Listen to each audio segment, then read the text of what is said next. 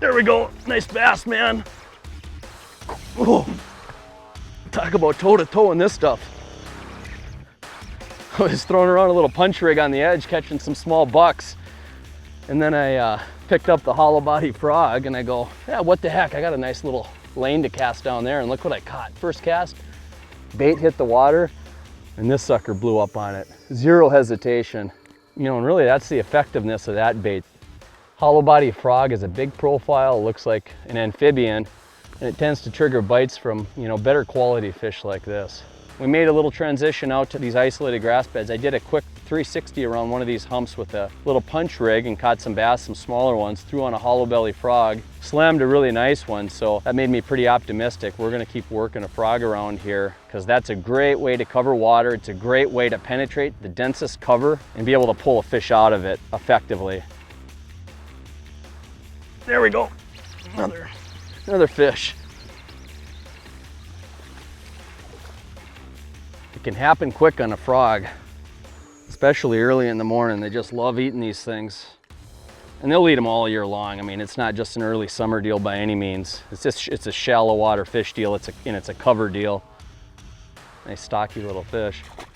But you know, take a look at that cover there. I mean, that is super thick, heavy, vertical stands of cover, and it's woody, you know. If you bury a heavy hook in that stuff, it's like you got to get up and on it. And with this hollow belly, because it's so heavy and because that bait just simply doesn't snag, I'm able to penetrate that cover deeper and pretty stealthy. Because it's hollow, it doesn't make a really big splash. It makes a nice subtle splash in the water. You know, any good bass store right now is going to have a pile of different hollow belly frogs on the shelf. Lots of variety, and they all catch fish.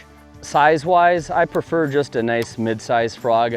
They make them small and they make them real beefy. You know, I'm fishing northern bass, so 6-pounder is a really good one for me, but I'm gonna catch lots of 2- and 3-pound fish, so I do want a manageable size bait like this that even a smaller fish can get in its mouth. A big design difference between a lot of these baits is they come in a popping model too, and those can be terrific baits, a really weedless popper. But in this really heavy grass, I found I like these more narrow or cone face ones better. There's less resistance, there's less to get caught up on.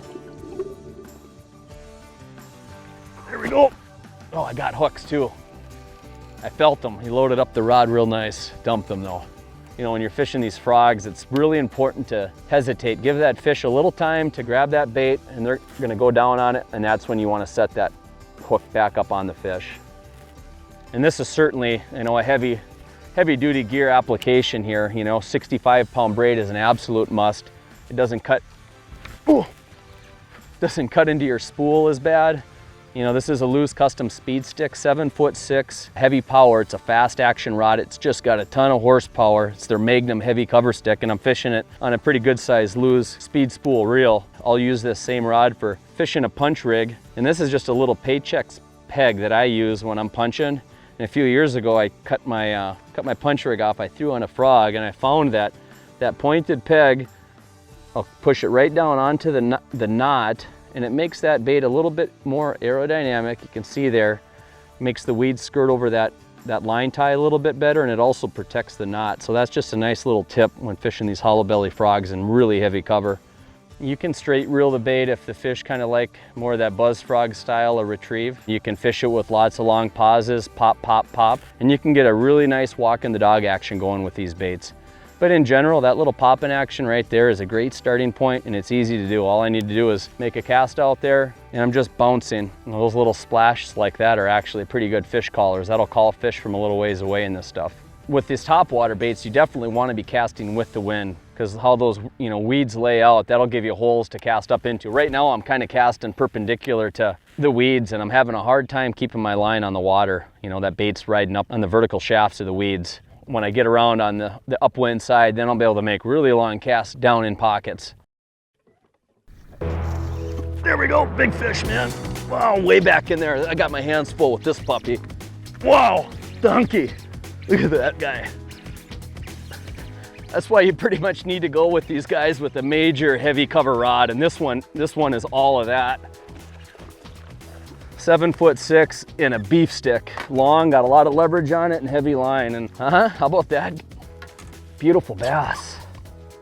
Pretty fish. I made a long cast. I got upwind in those weeds like I was saying, and I was able to fire a really long cast deep into the cover. It's always a little dangerous doing that if you get bit at the end of the cast, which I did there. But again, with a really long rod, 65-pound braid, a real high-speed reel, like this loose speed spool, I was able to pick up line, swing that rod, and drive those hooks home. You know, these hollow belly frogs, they're super efficient, they hook really good. If you're just getting into fishing, yeah, there's a lot of modifications you can do to these, but do you need to? Not really. You can just tie one on, go start chunking, and catch bass like this with some pretty good consistency. Back to the jungle, buddy.